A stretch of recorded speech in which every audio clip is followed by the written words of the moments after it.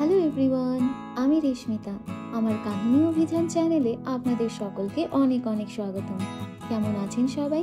আশা করি সবাই খুব ভালো আছেন, সুস্থ আছেন। তাহলে আর দেরি না করে এক নতুন কাহিনীর অভিযানে বেরিয়ে পড়ি, চলুন। আমাদের আজকের কাহিনীর থ্রিল, সাসপেন্স বা আবেগ সবকিছুই শীর্ষস্থানীয়।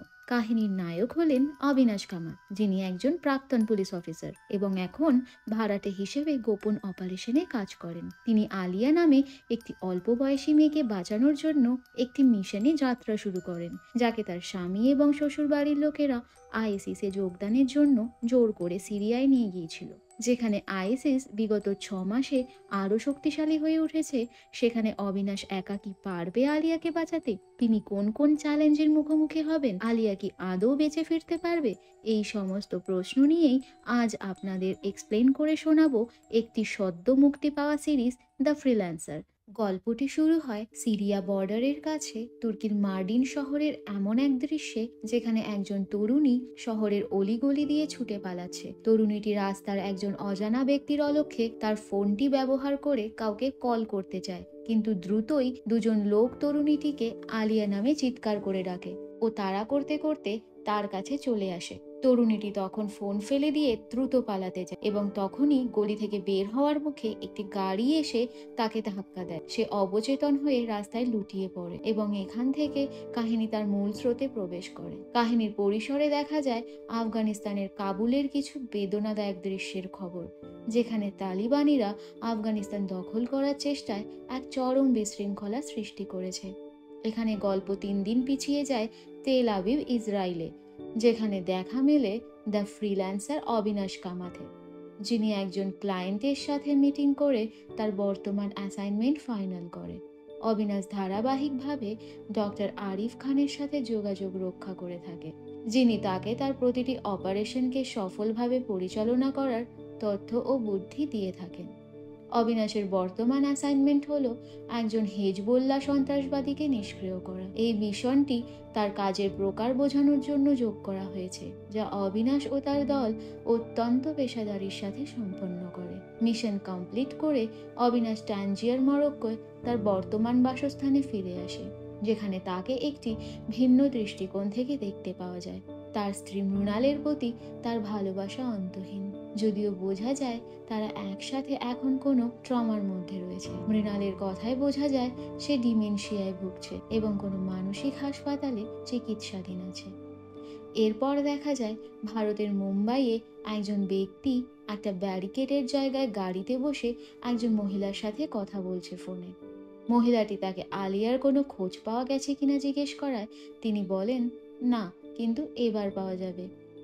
এই বলে তিনি ফোন রেখে জোরপূর্বক আমেরিকান দূতাবাসের অমুক্ত এলাকায় গাড়ি চালালে পুলিশ তাকে ঘিরে ফেলে এবং গাড়ি থেকে বের হওয়ার সাথে সাথেই তাকে গুলি করে। তার বন্দুক খালি পাওয়া যায় এবং কর্তৃপক্ষ তার এমন কাজ দেখে বিস্মিত হয়। নিজের জীবন বিপন্ন হবে জেনেও সে কেন এমন কাজ করে এখানে তা স্পষ্ট হয় না, কিন্তু ধারণা করা যায় তিনি কর্তৃপক্ষের কাছ থেকে কিছু মনোযোগ পেতে চেয়েছিলেন। তার এই পদক্ষেপ তার আত্মহত্যার প্রতিক্রিয়ার দিকেই নিয়ে যায়।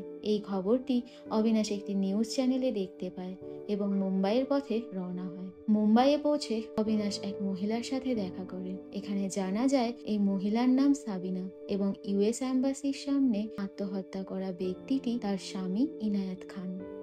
আলিয়া ইনায়েত আর সাবিনার মেয়ে। সাবিনা অবিনাশকে আলিয়ার নিখোঁজ হওয়ার ঘটনাগুলোর সম্পূর্ণ বিবরণ দেন।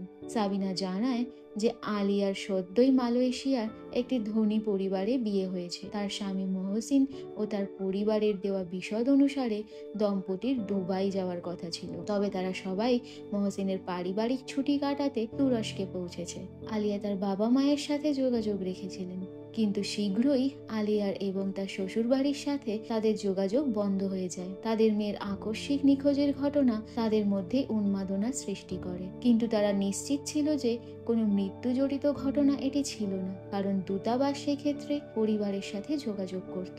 বোঝা যায় ইনায়েত এবং সাবিনার অসহায়ত্ব দেশের অন্যান্য নাগরিকের মতোই, যারা আমলাতন্ত্রের কাছে কিছু সাহায্যের আশায় অনেক সময় নষ্ট করে, এবং এই কারণেই আত্মহত্যার মাধ্যমে ইনায়েত তার মেয়ের নিখোঁজ হওয়ার ব্যাপারটি প্রশাসনের সামনে আলোকিত করতে চেয়েছিলেন। অবিনাশের তদন্ত শুরু হয় মুম্বাইতে মহসিনদের ঠিকানায় পৌঁছানোর মাধ্যমে। সেখানে সে একজন প্রতিবেশীর কাছ থেকে ফারাদ খালার সম্পর্কে জানতে পারেন, যিনি তার সম্প্রদায়ের মহিলাদের ধর্মপ্রাণ মুসলমান করতে মগজ ধোলাই করার জন্য পরিচিত, যার মধ্যে ছিল মহসিনের পরিবারও। তিনি অবিনাশের কাছ থেকে মহসিনের পরিবারকে মৌলবাদী করার কথা অত্যন্ত গর্বের সাথে স্বীকার করেন, কিন্তু মহসিনের পরিবারকে ইসলামিক স্টেটে নিয়োগ করার সাথে সে জড়িত ছিল কিনা তা নিয়ে অবিনাশের মনে সন্দেহ থেকেই যায়। কিন্তু ফারাদ খালা অবিনাশকে স্পষ্ট জানিয়ে দেন যে তিনি মহসিনের পরিবারকে শুধু ধার্মিক হয়ে চলার শিক্ষাই দিয়েছিলেন। তারা যা করেছে বা যেখানে গেছে সেটা সম্পূর্ণ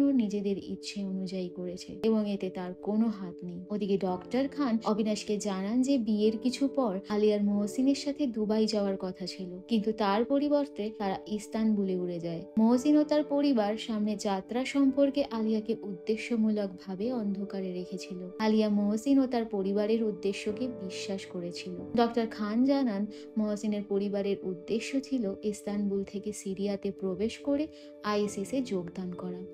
আইএসিস সিরিয়াতে গত 6 মাস ধরে অত্যন্ত সক্রিয় হয়ে উঠেছে এবং তারা নতুন রিক্রুটমেন্টও শুরু করেছে। ভ্রমণের অর্ধেক পথে আলিয়ার থেকে তার সমস্ত কার্ড ও ফোন নিয়ে নেওয়া হয়। আলিয়াকে ধর্মানুযায়ী পোশাক পরারও উপদেশ দেওয়া হয়। আলিয়া সবকিছুই সাদা চোখে দেখছিল তখনও। প্যাকিং করার সময় সে তার আরেকটি ফোন দেখতে পায়, কিন্তু মহসিন ততক্ষণে ঘর ছেড়ে বেরিয়ে পড়ায় সে সেটা নিজের ব্যাগেই রেখে দেয়। যাত্রাপথে আশেপাশের পরিবেশ দেখে আলিয়ার কিছু সন্দেহ হয়, কিন্তু মহসিন তাকে জানায় যে এতে ভয়ের কিছু নেই। তারা সিরিয়া বর্ডারের কাছে আছে, তাই সেখানে সিকিউরিটি একটু বেশি। কিন্তু হোটেলে ফিরে মহসিনের উগ্রপন্থী হয়ে যাওয়ার স্বীকারোক্তি আলিয়ার কাছে একটি অসম্ভব ধাক্কা হিসেবে আসে। আলিয়া জানতে পারে যে তারা রুরাল সিরিয়াতে যাচ্ছে এবং মহসিন ও তার পরিবার আইএসিস এর হয়ে কাজ করতে চলেছে। পরিস্থিতির গম্ভীরতা বুঝতে পেরে আলিয়া সেই সময় সেখান থেকে পালিয়ে যাওয়ার সিদ্ধান্ত নেয় এবং এই ঘটনাটি আমরা সিরিজের শুরুতে দেখতে পেয়েছিলাম।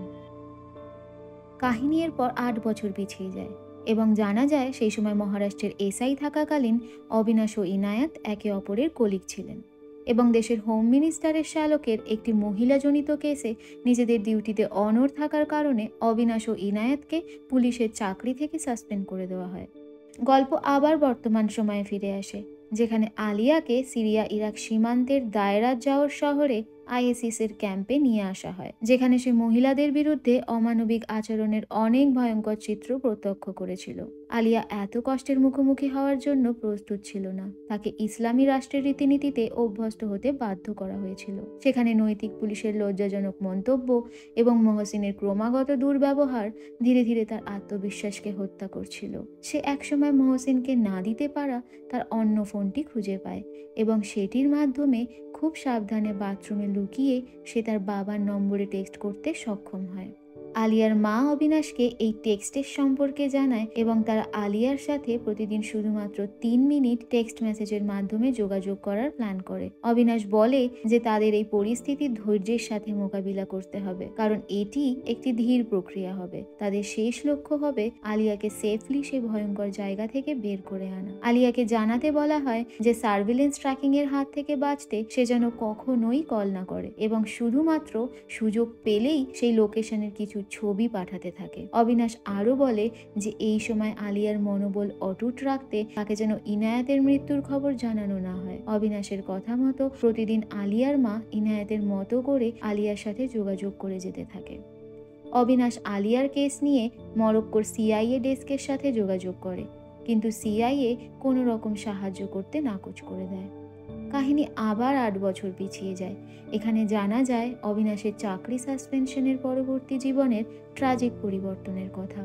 সেই সময় অবিনাশ মদ্যপানের এমন একটি পর্যায়ে চলে গিয়েছিল যে কারণে সে তার জীবনকে ট্র্যাকে ফিরিয়ে আনার আশা হারিয়েছিল। তার স্ত্রী তাদের ছেলেকে নিয়ে বাড়ি ছাড়ার সিদ্ধান্ত নেয়। সেই সময় পার্কিং এরিয়াতে ছেলেকে গাড়িতে তুলে দিয়ে মৃণাল গাড়ি বের করতে যায়, কিন্তু শিশুটি টেডি তখন গাড়ির পিছনে পড়ে যাওয়ায় সে সেটা তুলতে যায়। মৃণাল গাড়ি ব্যাক গিয়ারে নিয়ে গেলে মৃণালের অজান্তেই তাদের সন্তান সেই মুহূর্তে মারা যায় এবং এই ঘটনার পর থেকেই সন্তানের অকাল মৃত্যু মৃণালকে মানসিকভাবে অসুস্থ করে তোলে।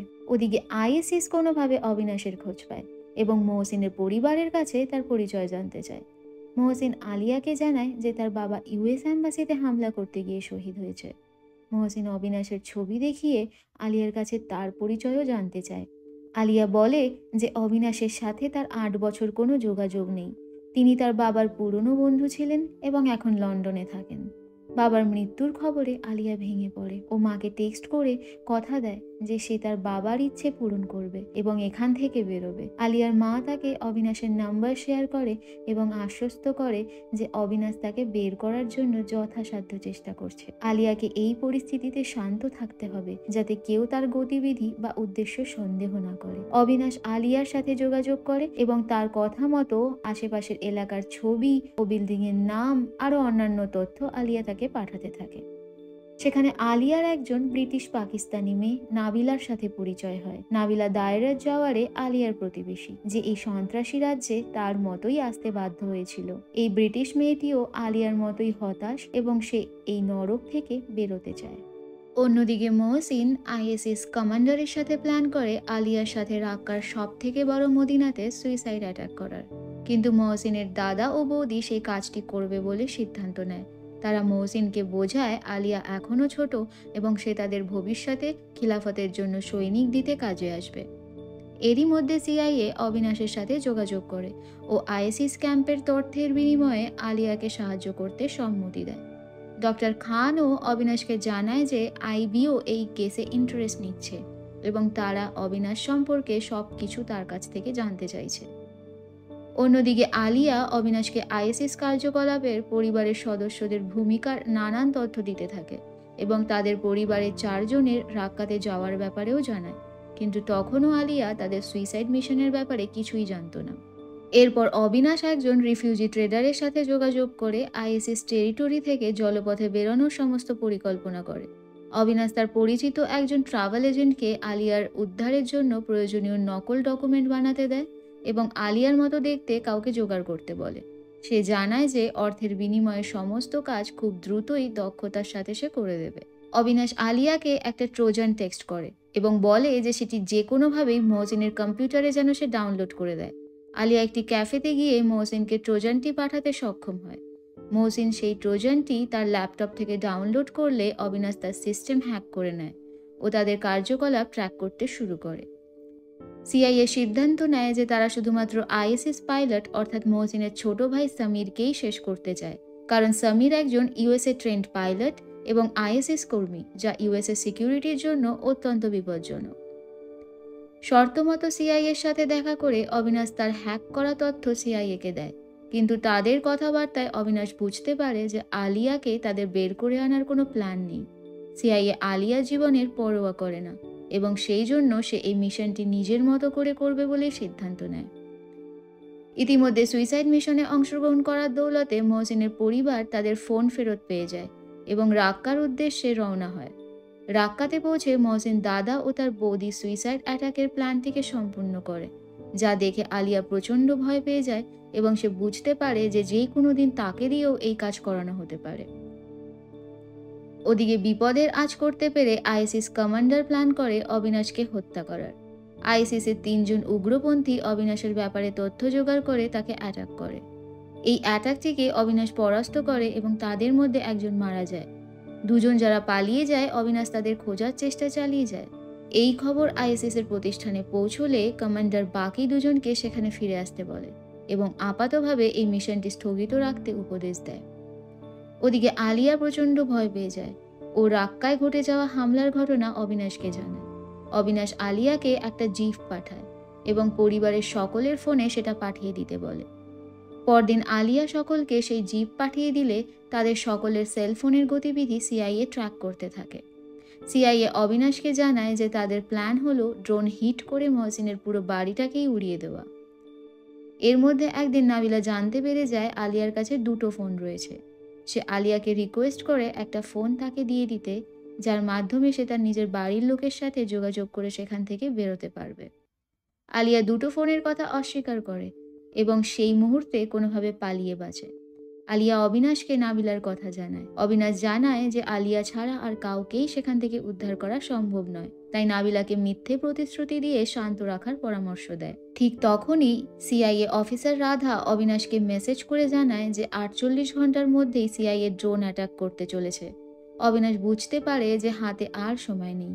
সে তার মিশনের সমস্ত প্ল্যান রেডি করে ফেলে। ওদিকে অবিনাশের প্ল্যান মতো ট্রাভেল এজেন্ট অবিকল আলিয়ার মতো দেখতে একজন অ্যাক্ট্রেস সোনিয়া শাহকে জোগাড় করতে সক্ষম হয়, যে 50 লাখ টাকার বিনিময়ে আলিয়ার হয়ে আলিয়া খান নামে মুম্বাই ও দুবাই এয়ারপোর্টের সার্ভেলেন্স ক্যামেরার সামনে প্রক্সি দিতে রাজি হয়ে যায়। তার কাজ হবে আলিয়াকে একটি নকল পাসপোর্ট পৌঁছে দিয়ে তার আসল পরিচয়ে বেরিয়ে আসা। অবিনাশের এই প্ল্যান করেছিল যাতে কেউ কখনোই কোনোভাবে আলিয়াকে ট্র্যাক না করতে পারে। অন্যদিকে আইবি অফিসার রাঘবেন্দ্র সেতু ওয়ার্নিং নিয়ে এসে ডক্টর খানের কাছ থেকে অবিনাশের সম্পর্কে সমস্ত তথ্য জানতে চায়। তিনি সিরিয়ার একটি আইএসএস অধিকৃত শহর থেকে একজন ভারতীয় নাগরিককে বাঁচাতে ভাড়াটে সৈন্যের আগ্রহ জানতে আগ্রহী ছিলেন। ডক্টর খান জানান যে অবিনাশের সাথে তার প্রথম আলাপ তার নিজের বাড়িতেই হয়, যখন অবিনাশ কারো থেকে টাকা নিয়ে তাকে মারার জন্য সেখানে যায়। কিন্তু ডক্টর খান অবিনাশের গান ধরা স্টাইল আর পজিশন দেখে অনেক বেশি টাকার অফার দেয়। তাকে সিকিউরিটি প্রোভাইড করার জন্য অবিনাশ তারপর থেকে ডক্টর খানের সাথেই কাজ করতে থাকে। কিন্তু অবিনাশের পারিবারিক দুর্যোগ তার বেঁচে থাকার ইচ্ছে কেড়ে নেয়। কিন্তু ডক্টর খান নোটিস করে যে শুধু ছোট্ট আলিয়ার সাথে থাকাকালীন অবিনাশ খুশি থাকত এবং বাঁচার অনুভূতি ফিল করত। এখান থেকে বোঝা যায় যে অবিনাশ বরাবর আলিয়ার কেয়ার করত এবং আলিয়ার বিপদেও সে এখন এই কাজই করবে। ডক্টর খান তাকে তখন ইংল্যান্ডের রয়্যাল মিলিটারি কলেজ অফ সায়েন্সে অ্যাডমিট করায় এবং সেখান থেকেই তার জীবনের মোড় ঘুরে যায়। সে সেখানে গ্লোবাল সিকিউরিটিতে মাস্টার্স করে প্রাইভেট সিকিউরিটি গ্রুপের সাথে কাজ শুরু করে এবং এর প্রায় 5 বছর পর মৃণালের ট্রিটমেন্টের জন্য মরক্কোর টানজিয়ারে শিফট করে যায়। এখন তাকে সবাই ফ্রিল্যান্সার নামেই চেনে। ওদিকে নাবিলা দ্বিতীয় ফোনটি পাওয়ার জন্য ক্রমাগত আলিয়াকে চাপ দিতে থাকে এবং আইএসএস কর্তৃপক্ষকে এই ব্যাপারটি জানিয়ে দেবে বলে ব্ল্যাকমেল করতে থাকে। কিন্তু হঠাৎ মহসিন ঘরে ফিরে আসায় সে বাড়ি থেকে বেরিয়ে যায়। অন্যদিকে ডক্টর খান অফিসার সেতুর সাথে অবিনাশের ফোনে কথা বলেন। অবিনাশ তাকে জানান যে তার কাছে আইবিকে দেওয়ার মতো অনেক তথ্য রয়েছে, কিন্তু তাকে তাদের হয়ে একটা ছোট কাজ করে দিতে হবে। ডক্টর খানের পরামর্শ অনুযায়ী অফিসার সেতু একটা সংবাদ সম্মেলনের আয়োজন করে, যেখানে সে মহসিনের পরিবারের গতিবিধি ট্র্যাক করার ভুল তথ্য প্রচার করে আইএসএস এর নেতৃত্বকে বিভ্রান্ত করতে সাহায্য করে। এইভাবে তারা আইএসএস নেতৃত্বকে ভাবতে বাধ্য করে যে ভারতীয় গোয়েন্দারা বিপদগামী রয়েছে। অবিনাশ তার দলকে একত্রিত করেন এবং প্রয়োজনীয় অস্ত্রশস্ত্র শিপের মাধ্যমে পাঠিয়ে দেন লেবাননের বেইরুটে। তার দলে প্রতিবারের মতোই ছিল গুরুং, বাজ, রাওয়াত এবং সাঙ্গোৎকর। কিন্তু এবার অবিনাশ নাদিয়াকেও সাথে নেয়, যাতে আলিয়া কমফোর্ট ফিল করে। অবিনাশ প্ল্যান করে কোস্টলাইন ধরে তারা পৌঁছবে এবং ফেরার সময় আলিয়াকে নিয়ে তারা জাহাজে ফিরবে। সিআইএ অপেক্ষা করে মহসিনের পরিবারের সকলের একই সময় একই জায়গায় থাকার, আর তারা সেটা ডিনার টাইমেই পাবে বলে আন্দাজ করে এবং সেই সময় ড্রোন অ্যাটাক করার পরিকল্পনা করে। সিআইএ এজেন্ট রাধা অবিনাশকে জানায় যে স্ট্রাইক হতে আর মাত্র 1 ঘন্টা, কিন্তু এই ব্যাপারে কোনো তথ্য অবিনাশ কোনোভাবেই আলিয়াকে জানানোর সুযোগ পায় না। পরিকল্পনা মাফিক স্ট্রাইক শুরু হতে যখন মাত্র কয়েক মিনিটের অপেক্ষা, অবিনাশ রাঘবেন্দ্র সেতুর মাধ্যমে সিআইএর সাথে যোগাযোগ করে। সিআইএকে জানানো হয় যে অবিনাশ একটি ভিডিও এবং একটি হলফনামা তৈরি করেছেন, যা সিআইএর পরিকল্পনা করা বিমান হামলার কারণে তার বা আলিয়ার কিছু হলে সিআইএকে এই ব্যাপারে দুনিয়ার কাছে জবাবদিহি করতে হবে, কারণ সিআইএ তাদের থেকে অনেক তথ্য নেওয়ার পরেও শর্ত ভঙ্গ করছে। অফিসার সেতু সিআইএকে জানায় যে আলিয়ার হাজবেন্ড একজন সার্টিফাইড চার্টার্ড অ্যাকাউন্টেন্ট, তাই স্ট্রাইক হোল্ড করার বিনিময়ে অবিনাশ আইএসিস ও সিরিয়ার সমস্ত অর্থনৈতিক কার্যকলাপের তথ্য শেয়ার করবে। অবিনাশের এই প্ল্যান সফল হয় এবং সিআইএ 18 ঘন্টার জন্য স্ট্রাইক স্থগিত রাখে, কিন্তু তারা বিনিময়ে সমস্ত তথ্য দেওয়ার ও আলিয়ার ফেরার পর আইএসএস সম্পর্কে বিস্তারিত জিজ্ঞাসাবাদেরও শর্ত রাখে। এই সময় এখানে একটা দারুণ টুইস্ট দেখতে পাওয়া যায়। জানা যায় আসলে অবিনাশকে টেক্সট করে সিআইএ স্ট্রাইকের সমস্ত তথ্য রাধা নয়, সিআইএ এজেন্ট মার্ক রস দিত। রাতে আলিয়া সুযোগ পেলে অবিনাশকে ফোন করে এবং অবিনাশ তাকে জানায় যে আগামীকাল দুপুরেই তারা সেখানে পৌঁছবে, কারণ তারপর সে যেখানে আছে সেই বাড়িটাই হয়তো আর থাকবে না। বাথরুম থেকে বেরোনোর সময় মহসিন জেগে যায় এবং আলিয়াকে সন্দেহের চোখে দেখে। আলিয়া কোনো মতে ফোনটা আড়াল করে নেয় এবং আলমারিতে লুকিয়ে ফেলে। মহসিন জিজ্ঞেস করে আলমারিতে তার এত রাতে কি কাজ। আলিয়া জানায় যে তার শরীর খারাপ এবং সে ওষুধ খেতেই উঠেছিল। মহসিনের সম্পূর্ণ সন্দেহ দূর না হলেও সে আলিয়াকে আর কোনো প্রশ্ন না করে আবার শুয়ে পড়ে। ওদিকে সোনিয়া পরিকল্পনা মতো নকল পাসপোর্ট নিয়ে দুবাই পৌঁছে যায় এবং আলিয়া খান নামে সেখানে থাকতে লাগে। অবিনাশ ও তার দল প্ল্যান করে যে তারা শুক্রবার নামাজের সময়ই শহরে প্রবেশ করবে, কারণ আলিয়ার দেওয়া তথ্য অনুযায়ী সেই দিনের নামাজ হয় সবচেয়ে লম্বা সময় ধরে এবং প্রায় সবাই সেই সময় মসজিদেই থাকে।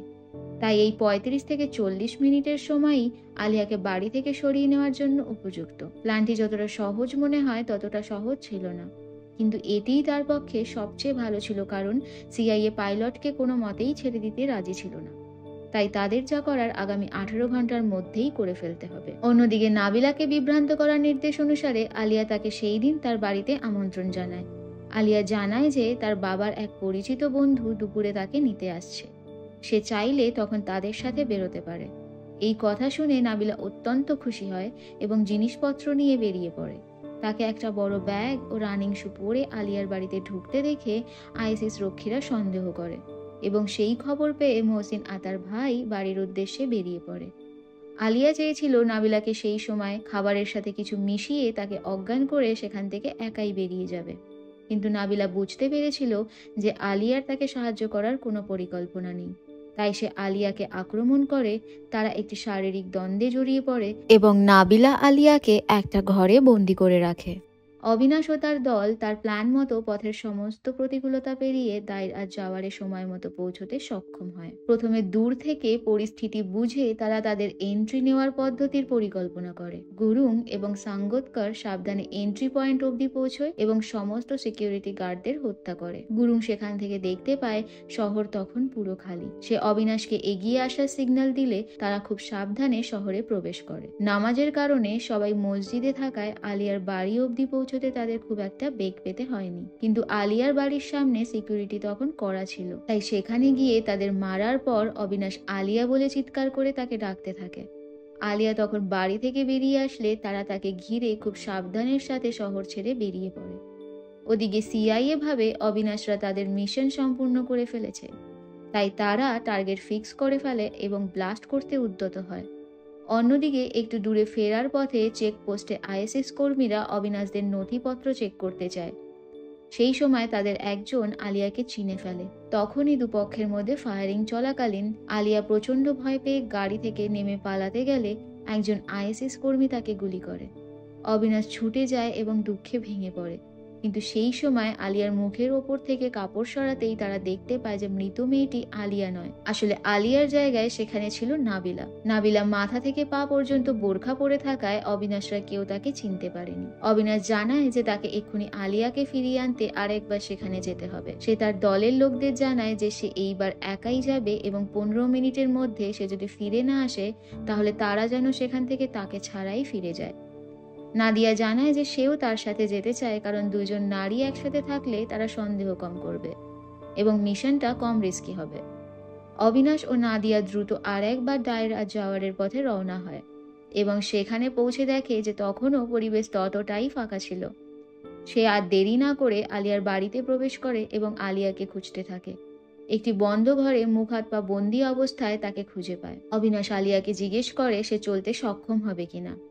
আলিয়া সম্মতি জানালে তারা দ্রুত বাড়ি ছেড়ে বেরোতে যায়, কিন্তু ঘর থেকে বেরোতেই মহসিন ও তার ভাই তাদের সামনে চলে আসে। মহসিন বলে, আমি জানতাম তুমি ঠকাবে। আলিয়া বলে, তুমি তো আমায় আগেই ঠকিয়েছ। মহসিন চিৎকার করে আলিয়াকে শাট আপ বলতেই অবিনাশ তখনই মহসিন ও তার ভাইয়ের মাথায় গুলি করে দেয়। মহসিন ও তার ভাই মাটিতে লুটিয়ে পড়লে অবিনাশরা খুব সাবধানে বাড়ি থেকে বের হয়। বাড়ির গেট থেকে বের হওয়ার সময় সামনে একটি বাড়ির একজন মহিলা তাদের পালানোর ভিডিও রেকর্ড করে নেয়। বাড়ি থেকে তাদের গাড়ি বেশ অনেকটা দূরেই রাখা ছিল, তাই তারা তাড়াতাড়ি সেখানে পৌঁছতে ছুটতে থাকে। ওদিকে সিআইএ তাদের ড্রোন ব্লাস্ট করার কমান্ড দিয়ে দেয়।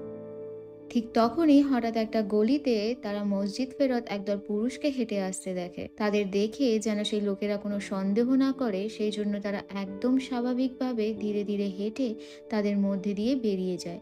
কিন্তু অবিনাশ ড্রোনটি লক্ষ্য করে এবং হাতের সময় খুব কম থাকায় সুযোগ পেতেই তারা আবার ছুটতে থাকে। তারা কোনো মতে গাড়ি অবধি পৌঁছয় এবং শহর ছেড়ে বেরিয়ে যাওয়ার সময়ই সিআইএ তাদের স্ট্রাইক মিশনটি সম্পন্ন করে। এতে মহসিনের বাড়ি সমেত আশেপাশের বেশ কিছুটা জায়গা ব্লাস্টিংয়ে ধ্বংস হয়ে যায়। আইএসএস কমান্ডারের আদেশ মতো রাস্তায় সিকিউরিটি চেক ইন ভীষণভাবে বাড়িয়ে দেওয়া হয়।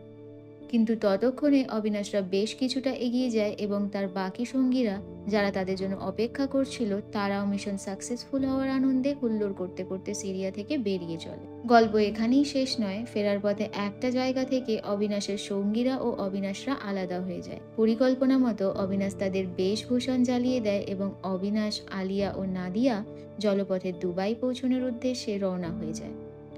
অবিনাশ এই অপারেশনটি অত্যন্ত সতর্কতার সাথে পরিকল্পনা করেছিল, যাতে কেউ কোনো ফাঁক খুঁজে না পেয়ে এর সুবিধা নিতে পারে। পথে নাদিয়া আলিয়াকে বোঝায় যে তাকে এই ট্র্যাজেডি ভুলে যেতে হবে।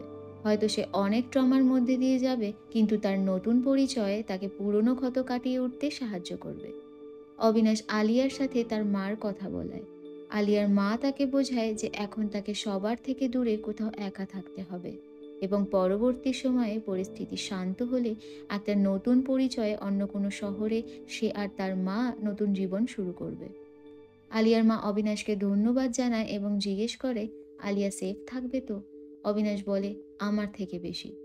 অন্যদিকে অবিনাশ সোনিয়া শাহকে তার আসল পাসপোর্ট নিয়ে দুবাই এয়ারপোর্টে পৌঁছে রুকসার আহমেদ নামে তার জাল পরিচয়পত্র আলিয়াকে হস্তান্তর করতে বলে।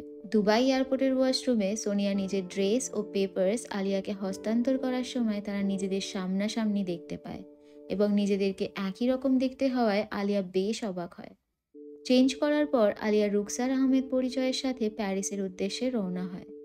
ফ্রিল্যান্সার অবিনাশ নিজের জীবনের ঝুঁকি নিয়ে তার সমস্ত সঞ্চয় দিয়ে শেষ অবধি আলিয়ার পাশে ছিল এবং তাকে রক্ষা করে গিয়েছিল, কারণ সে আলিয়াকে নিজের সন্তানের মতো স্নেহ করত এবং তার বন্ধু ইনায়াতের বলিদান সে নিষ্ফল হতে দিতে চায়নি। ওদিকে মহসিনের প্রতিবেশীর রেকর্ড করা ভিডিও দেখে আইএসএস কমান্ডার অবিনাশ ও আলিয়ার পালিয়ে যাওয়ার প্রমাণ পায়। সন্ত্রাসবাদী সংগঠন এই প্রমাণে যথেষ্ট উদ্বিগ্ন হয় যে ফ্রিল্যান্সার এই লোকটি কি ঘটাতে পারে। আইএসএস নেতৃত্ব সবাইকে এই ঘটনার জন্য ছত্রভঙ্গ হতে বলেছিল। এর থেকে অনুমান করাই যায় যে অবিনাশ এবং তার দল সেই সংগঠনের চেয়ে অনেক বেশি ভয়ঙ্কর, যা বিশ্বের তাবর তাবর সংস্থাকেও দুলিয়ে দিয়েছিল।